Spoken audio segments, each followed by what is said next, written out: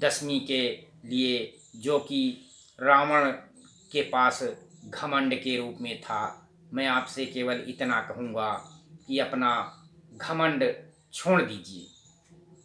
यदि आप अपने जो है उसमें रहेंगे कि मैं ये हूँ, मैं वो हूँ, आपके अंदर जब मैं रहेगा तो आपको कुछ भी नहीं मिलेगा। आपको भगवान कभी आपके ऊपर दया नहीं करेंगे। और जो रावण था वही मैं ही था। तो आज मैं रावण के मृत्यु के समय की चर्चा रामचरितमानस से आपको करता हूँ कि जब रावण जो है नाभि में उसके कुंड था, तो नाभि कुंड पियोस बसया के, नाथ जियत रामन बलता के, सुनत विभीषण बचन कृपाला, हरसि गहे कर बान कराला। तो जब विभीषण ने राम जी से बताया कि इसके जो है नाभ में कुंड है, और बार बार भगवान उसके हाथ पैर काट देते थे, भुजाएं काट देते थे और सर काट देते थे, लेकिन पुनः वो जीवित हो जाता था और वो भुजाएं और सर पुनः निकल आते थे। तो कहा कि विभीषण जब बोले कि इसके नाभ में अमृत का निवास है, हे नाथ, रावण उसी के बल पर जीता है। विभीषण के वचन सुनते ही कृपाल श्री रघुनाथ जी ने हर्षित होकर हाथ में विकराल बाण लिया। अशुभ हो न लागे तब नाना, रोमहि खर श्रकाल बहु स्वाना, बोलहि खग जग आरती हेतु, प्रगट भय नभ जहाँ तहाँ केतु। उस समय नाना प्रकार के अशगुन होने लगे और बहुत से सियार और कुत्ते रोने लगे। संसार के चारों तरफ दुख को सूचित करने के लिए पक्षी बोलने लगे। आकाश में जहाँ तहाँ पुच्छल तारे प्रकट हो गए। 10 दिस दाह हो नयति लागा, भयउ परब बिन रवि उर आगा, मंदोदरी उर कंपित भारी, प्रतिमा श्रमहि नयन मगबारी। 10 दिशाओं में अत्यंत आग जलने लगी। बिना ही योग के सूर्य ग्रहण होने लगा। मंदोदरी का हृदय कांपने लगा। मूर्तियां नेत्र मार्ग में जल बहाने लगी। तो ऐसी स्थिति हो गई। तो भगवान ने क्या किया? भगवान ने खैंच सरासन श्रवण लगी, छाड़े सरयक 30, रघुनायक सायक चले, मानहु काल फवनीस। कानों तो धनुष को खींचकर श्री भगवान रघुनाथ जी ने 31 बाण छोड़े और रामचंद्र जी के बाण ऐसे चले मानो काल के सर्प हों। सायक एक नाभ सर सोसा, पर लगे भुज सिर कर रोसा, लय सिर बाहु चले नाराचा, सिर भुजहीन रुंड मही नाचा।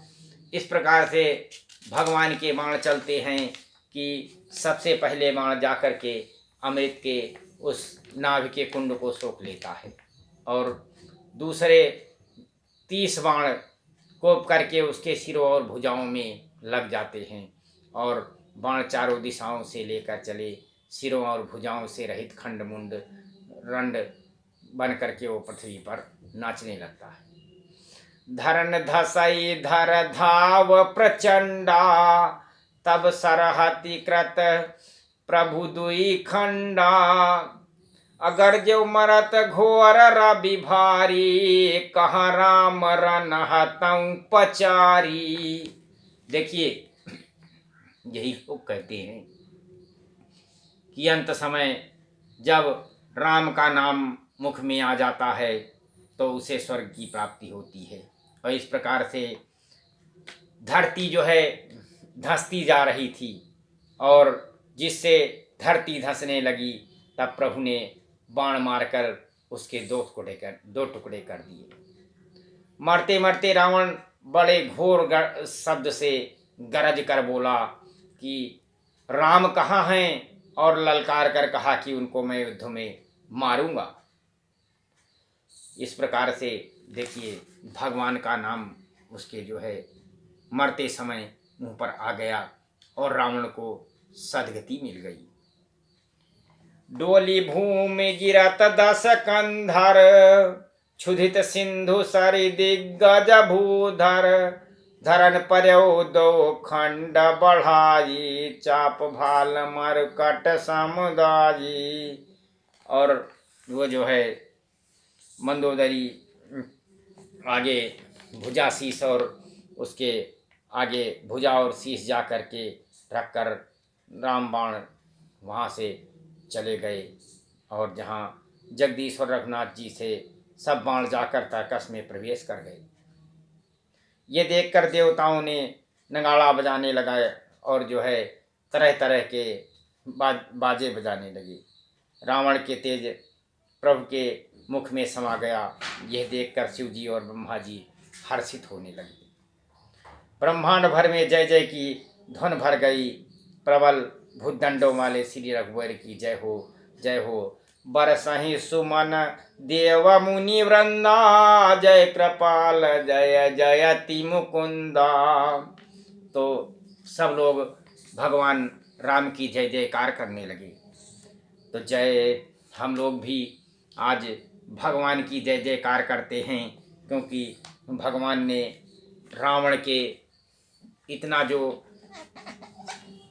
ऐसा रावण जिसने कि देव धनुज किन्नर नाग सभी को अपने बस में कर रखा था, उनको भगवान ने उसके मान मर्दन करके उसके जो है भगवान ने रावण के मैं का मर्दन कर दिया था। और भगवान ऐसे हैं कि वो जो है जो भी उनके भक्तगण होते हैं और जैसे भी उनसे मिलते हैं वो उसी प्रकार से उनके ऊपर कृपा करते हैं।